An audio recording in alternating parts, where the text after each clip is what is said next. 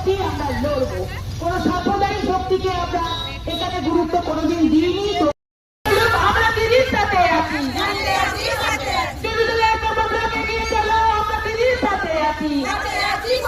ওই বললাম আমরা করছি, আমরা করবো, আমরা লড়ছি, আমরা লড়বো। আমাদেরকে এভাবে আটকে রাখা যাবে না। তবু সারা এলাকার ঠিক আছে, আমরা একটুখানি হোলি খেলা খেলে নিই, এলাকার সব মানুষকে শুভেচ্ছা জানিয়ে এখন একটুখানি চুপ বন্ধ রাখছি।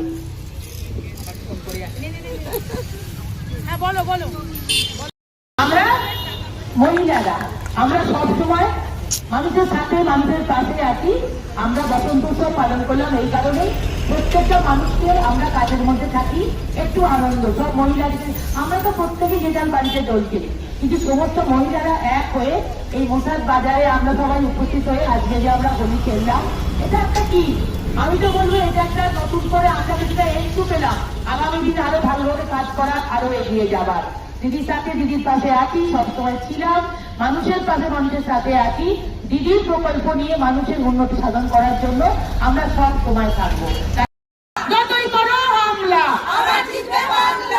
এই পর্যন্তই আমার বিজেপি ভাইদেরকে গাছের দেওয়া রইল। তোমরা যতই হামলা করো, যাই করো, বাংলাকে কিন্তু হারাতে পারোনি, পারবে না।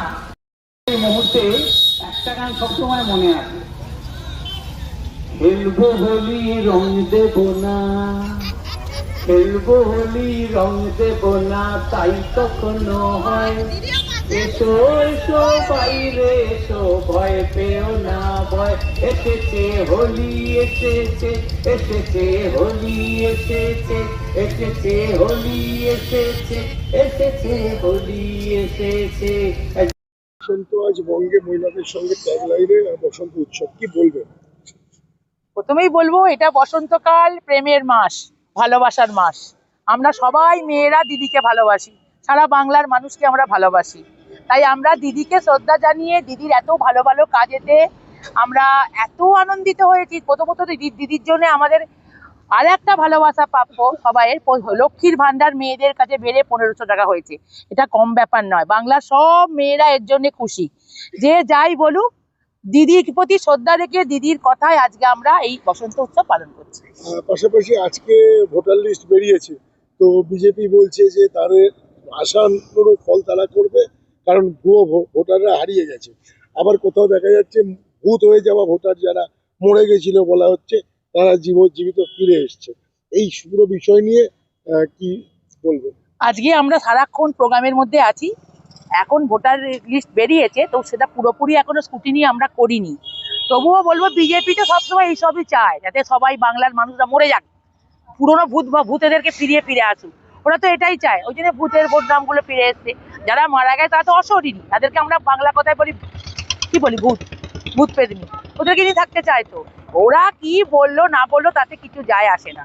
এর আগে SIR এর করতে গিয়ে ওরা বাংলার পারেনি, দিদির সঙ্গে পারেনি। ওরা সবসময় এই আজকে বলুন না, বিহারে যে ভোট হলো, এর আগে দিল্লিতে যে ভোট হয়েছে, এই সমস্ত নাম বাদ দিয়েই তো ওরা জিতেছে। কিন্তু বাংলায় সে মাটি হবে না, শক্ত বাংলার মাটি তৃণমূলের শক্ত ঘাঁটি। এখনো পর্যন্ত তৃণমূল 4 জন MP মানে রাজ্যসভা সিলেক্টেড করে পাঠিয়েছে, সেখানে বিজেপির একটি সিট, সেটা এখনো তারা নাম দিয়ে উঠতে পারেনি।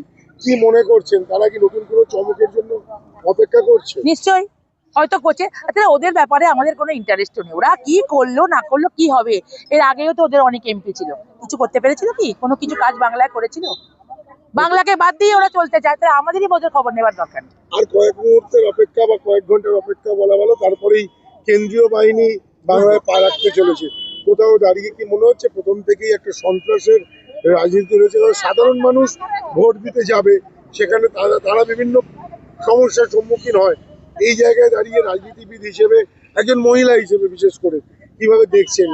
দেখুন, আমরা সবাই বাংলার ভোটাররা বা মহিলারা সময়ের অপেক্ষায় আছে। সময় পেলে, সুযোগ পেলে, সুযোগ তো পাবেই, সুযোগ এটা আটকাতে পারবে না। যত যাই করে SIR দিয়ে বললাম তৃণমূলকে আটকানো যায় না, যাবে না, কিছুতেই আটকানো যাবে না। হ্যাঁ, ওরা পাঠাচ্ছে, কেন্দ্রীয় বাহিনী আসছে, তারা তাদের মতন কাজ করবে। ঠিক মতো কাজ না করলে তাদের ফল হবে। আমরা তো কেন্দ্রীয় বাহিনীকে ধরে ধরে মারতে পারবো না, বলুন, আমরা তো পাশে পারবো না। তাই কাজ সেটা আমরা করবো না। আমরা সময়ের অপেক্ষায় আছি, সুযোগ নয়। বাংলার মানুষ কোনো সুযোগ নয়, আমরা সময়ের অপেক্ষায় আছি। ভোট আমরা দিতে যাবই, সর্বশক্তি দিয়ে আমরা সেগুলো রোকার চেষ্টা করবো, যেটা বদমাইশি করবে। আমরা ভোটও দেবো, আমরা জিতবো, বাংলা আমাদেরই থাকবে, দিদিই থাকবে। আর আজকের দিনে কি বার্তা থাকবে? সব মানুষকে বলবো দিদির পাশে থাকতে, নিজেদের উন্নয়নের জন্য সব মানুষ যেন দিদির পাশে থাকে। দিদি, আপনার পুরো নাম দিদি? আমার নাম দেবযানী ব্যানার্জি, আমি সদস্য হুগলি জেলা পরিষদ তথা আমি চণ্ডীতলা 1 নম্বর ব্লকের মহিলা সভানেত্রী। আজকে এই বসন্ত উৎসব মহিলাদের কোন সংগঠন থেকে পালন করলেন? তৃণমূল কংগ্রেস তৃণমূল কংগ্রেস মশাদ না, ব্লক। চণ্ডীতলা 1 নম্বর ব্লক তৃণমূল মহিলা কংগ্রেসের তরফ থেকে আমরা পালন করলাম। আমার এই সমস্ত সকল বোনেরা সব সময় সব কাজে আমার পাশে থাকে, আমার ভাইয়েরাও থাকে, তো ওদেরকে অনেক শুভেচ্ছা অভিনন্দন। আগামী দিনে যখন আমি না থাকি তো ওরা তো থাকবে, ওরা যেন এগিয়ে যেতে পারে, তাই বলি। ধন্যবাদ, আপনারাও ভালো থাকেন সবাই। বসন্ত আজ যাবো। কি বলবেন? আচ্ছা আচ্ছা, কি বলবেন আজকের এই বসন্ত উৎসব নিয়ে? কি বলবেন? আজকে আমরা বসন্ত উৎসব, কারণ বসন্ত উৎসবে আমাদের আর 2 দিন হলেই বাকি আছে, তো আমরা সবাই আজকে উৎসাহিত বা উৎফুল্ল। আর কি ভাবনা চিন্তা থেকে আজকে এই বসন্ত উৎসব? আজকে আমাদের একটা সাংগঠনিক, যেটা যেহেতু আমাদের বিধানসভা নির্বাচন এসে যাচ্ছে, আমাদের মহিলা সংগঠনকে দৃঢ় রাখতে হবে। কারণ মহিলারা যে লক্ষ্মী ভান্ডারটা পেয়েছে বা আরো নানান প্রকল্প, যেমন একটা ফ্যামিলির যুবসাথী বলুন, সেটা একটা ফ্যামিলি পাচ্ছে। মহিলা কেন্দ্রিক সংসারে একটা ছেলে যদি সে যুবসাথীটা পায় মাসে 1,500 টাকা, সেটাও অনেকটা তার দৈনন্দিন জীবনযাত্রার ক্ষেত্রে সাফল্য। তো সেই জায়গা থেকে আমরা যাতে বিধানসভা নির্বাচনে আমাদের মমতা ব্যানার্জি থাকেন এবং ওনার যে পরিকল্পিত পরিষেবাগুলো আমরা পাচ্ছি তাতে সেগুলো যাতে অটুট থাকে, তার জন্য আজকে আমরা একটা সংকল্প নেব যে আমরা এইভাবেই এগিয়ে চলবো এবং আমাদের পথ চলার গতিটা একটাই থাকবে যে বিধানসভা নির্বাচনে আমরা যেন দিদিকেই পাই। আপনার নাম দিদি? আমার নাম কাবেরী দাস। বিজয় কাবেরী দাস, সদস্য। হ্যাঁ সদস্য। আর গঙ্গাধরপুরে আমি মহিলা সভানেত্রী।